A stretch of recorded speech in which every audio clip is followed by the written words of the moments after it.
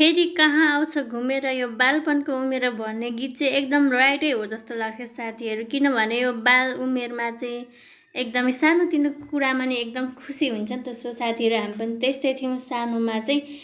र आज चाहिँ मैले यो भान्जा भान्जीको मोस्ट डिमान्डेड कुरा चाहिँ वाटरमेलनको कुल्फी बनाउँदैछु साथीहरू। उनीहरूले चाहिँ त्यो प्लेन सादावाला आइस पनि यति धेरै मजाले खान्छ कि साथीहरू, त्यही भएर यो गर्मी मौसममा ठिकै हुन्छ भनेर मैले चाहिँ वाटरमेलनको कुल्फी जस्तै बनाउन लागिरहेको छु। र यसलाई मजाले कटकुट गरेर मैले मिक्सरमा राखिदिएँ, त्यसमा थप 2 चम्चा चिनी पनि राखेँ अझ टेस्टी होला कि भनेर होइन। यो पनि मेरो फर्स्ट टाइम नै हो, सो हेरौँ कस्तो हुन्छ। लेट्स सी गाइस रिजल्ट कस्तो आउँछ।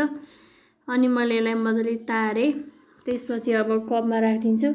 भान्जीले अलरेडी 3टा कप लिएर आइसक्नु भएको थियो भने त्यसमा नअटेर यहाँ घरको 2टा ग्लासमा अनि राखिदिएँ मैले साथीहरू। ल अब कस्तो हुन्छ हेरौँ। अनि यो स्टिक चाहिँ भान्जा भान्जीहरूले आइसक्रिम खाएर एकदम कलेक्ट गरेर राख्नु भएको रहेछ कि, सो त्यो स्टिक चाहिँ एकदम काम लाग्यो यो कुल्फीको लागि। अनि मैले फ्रिजमा राखिदिएँ, यसलाई चाहिँ 12 घन्टासम्म राखिदिएँ। अब 12 घन्टाको रिजल्ट हेर्नु साथीहरू कस्तो छ।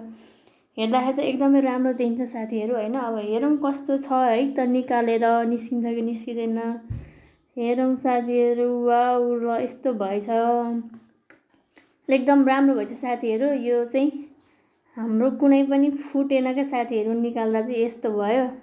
हजुरहरू पनि ट्राई गर्न सक्नुहुन्छ साथीहरू, यो गर्मी मौसममा चाहिँ एकदम ठिक हुन्छ। Thank you for watching, bye bye. Next भिडियोमा भेटौँला है त।